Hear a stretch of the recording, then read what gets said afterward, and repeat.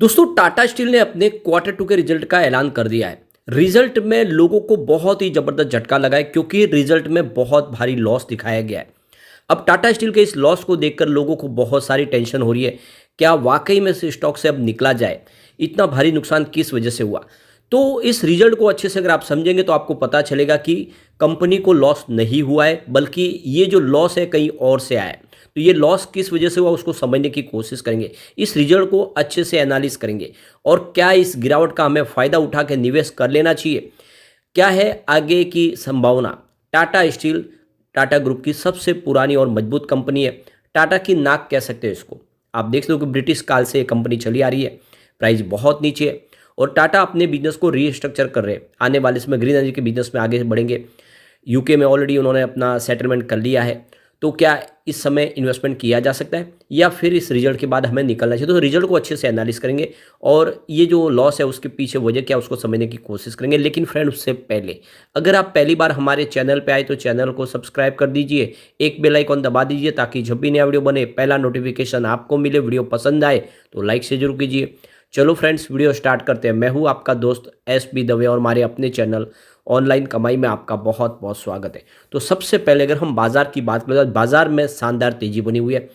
BSE Sensex 64,034 के स्तर पर है, यानी बाजार ने फिर से 64,000 के स्तर को छू लिया है। निचले लेवल से देखें तो शानदार बाउंस बैक और 443 पॉइंट की जबरदस्त तेजी, 0.70% अपर है BSE सेंसेक्स।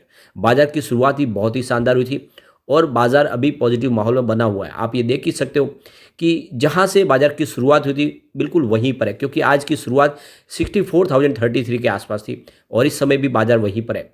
वैसे आप ये देख सकते हो कि ऊपर के लेवल से देखें तो कुछ यहाँ पे आपको थोड़ी सी प्रॉफिट बुकिंग आती हुई दिखाई देगी, लेकिन इस समय आप देख ही सकते हो कि बाजार काफ़ी शानदार है।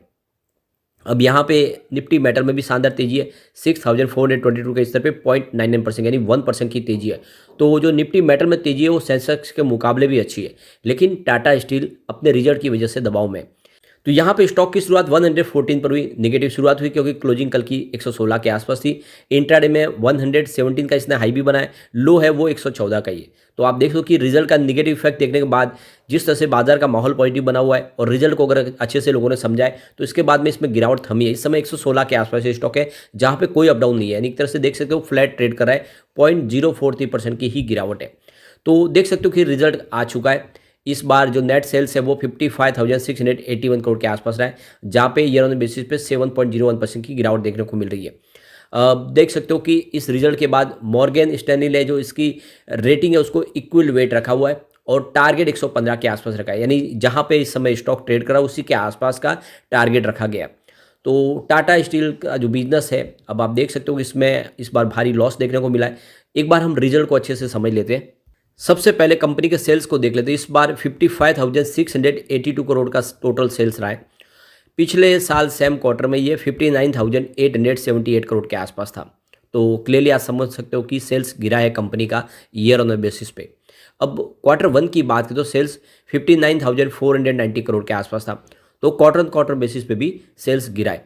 तो क्लियरली आप समझ सकते हो कि इस बार बिजनेस कमजोर रहा है और इसके पीछे ग्लोबल रीजन है। अब आप देख ही सकते हो कि जिस तरह से ग्लोबल मार्केट में प्रॉब्लम चल रही है उसका असर यहाँ पे देखने को मिला, क्योंकि इनका बिजनेस तो पूरे मार्केट विश्व के सभी देशों में, यूरोपियन कंट्रीज में है। उसका असर यहाँ पे निगेटिव देखने को मिल रहा है। कंपनी के खर्च की बात करें तो यहाँ पे खर्च आप पिछली बार तो 53,817 करोड़ के आसपास था, इस बार 51,414 करोड़ के आसपास रहा है। तो ईयर ऑन बेसिस पे कुछ खर्च तो में कमी आई है। पिछले क्वार्टर में 54,587 करोड़ के आसपास था। तो जैसे कि बिजनेस कम हुआ उस हिसाब से खर्च में भी कटौती आई है।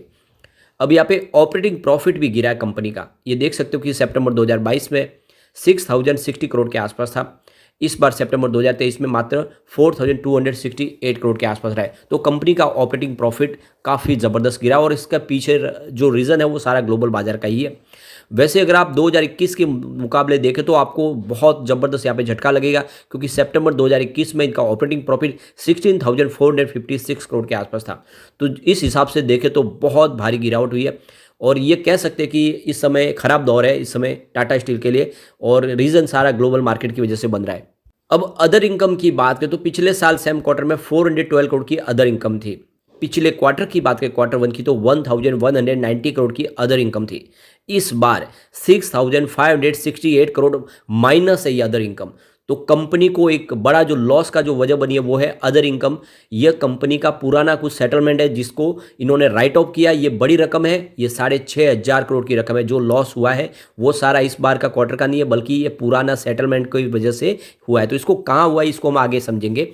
तो ये क्लियरली समझ में आ रहा है कि ये जो माइनस रकम बड़ी बनी है, ये लॉस हुआ है, ये अदर इनकम से निकल के आया है। अब यहाँ पे प्रॉफिट बिफोर टैक्स देखे तो यहाँ पे देख सकते हो कि इस बार 6739 करोड़ का लॉस है कंपनी को। पिछले साल 2605 करोड़ का प्रॉफिट होता और पिछले क्वार्टर में 1855 करोड़ का प्रॉफिट था। अब नेट प्रॉफिट आफ्टर टैक्स की बात करें तो इस बार 6511 करोड़ का कंपनी को लॉस हो गया। पिछले साल 1297 करोड़ का प्रॉफिट था और पिछले क्वार्टर में 525 करोड़ का प्रॉफिट था।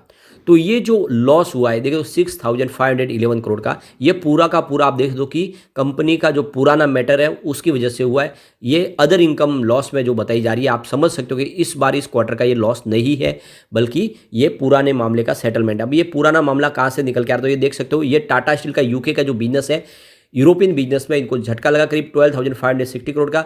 उस रकम की वजह से ये आपको अदर इनकम में लॉस होता हुआ दिखाई देगा। तो कंपनी ने यहाँ पे यूके के बिजनेस को रीस्ट्रक्चर करने के लिए 12,560 करोड़ की ये जो रकम है, ये राउट एक तरह से राइट ऑफ की है। यहाँ पे इस तरह से अब देखें तो बिजनेस फिर से वहाँ पे पटरी पे लाना चाहते हैं कंपनी की। देख सकते हो कि यूके गवर्नमेंट भी उनके सपोर्ट में आ चुकी है।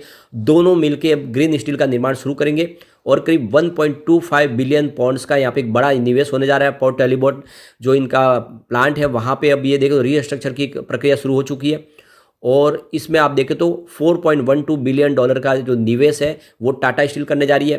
तो यह रकम का जो प्रॉब्लम है आप समझ सकते हो ये वहीं से आ रहा है।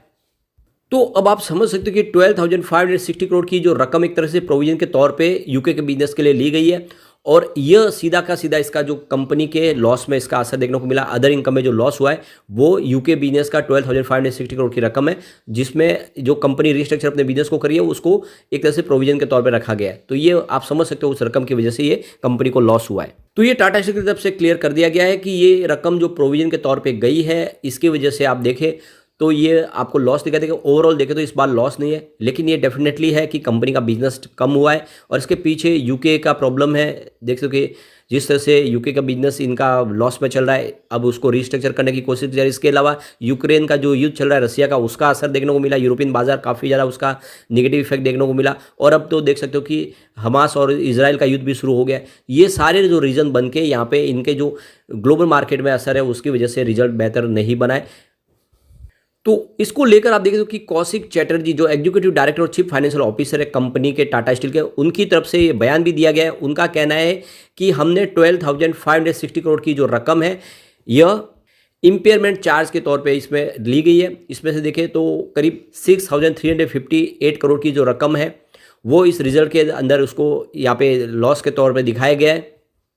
तो ये आप समझ सकते हो कि जो बड़ा लॉस हुआ है वो यूके के बिजनेस में की प्रॉब्लम की वजह से हुआ है। बाकी ओवरऑल कंपनी का प्रदर्शन अच्छा है। इस बार इन्होंने ओवरऑल प्रॉब्लम तो इतना नहीं है, लेकिन देख सकते हो कि सेल्स गिरा है और इसके पीछे भी ग्लोबल रीजन ही है। ओवरऑल इसमें इतनी नीचे प्राइस आ गई कि और गिरावट की संभावना नहीं है। ऐसे में जो लॉन्ग टर्म इन्वेस्टर उनके लिए खरीदारी का अच्छा मौका है। आप इस समय इन्वेस्टमेंट कर सकते हैं। रिस्क नहीं है इतना ज़्यादा क्योंकि स्टॉक की प्राइस काफ़ी नीचे है और कंपनी बहुत मजबूत है फंडामेंटली। आप जान ही सकते हो आने वाले समय पूरी तरह से मर्जर होने जा रहा है। मर्जर के बाद इस कंपनी का पूरा आप रूप रंग बदलता हुआ दिखाई देगा, आपको खर्च में कटौती होती हुई दिखाई देगी। तो डेफिनेटली लॉन्ग टर्म इन्वेस्टर के लिए तो अच्छा मौका है। शॉर्ट टर्म इन्वेस्टर थोड़ा वेट करे, बाजार की संभावना को देखे, उसके बाद में ही निवेश के बारे में सोचे। लेकिन फ्रेंड, कोई भी इन्वेस्टमेंट करने से पहले अपने फाइनेंशियल एडवाइजर के बारे में ले ले या अपना खुद का रिसर्च करें, क्योंकि मैंने वीडियो आपके एजुकेशनल पर्पज के लिए ही बनाया है। वीडियो पसंद आए तो लाइक शेयर कीजिए और चैनल को सब्सक्राइब कर दीजिए। Thank you friend.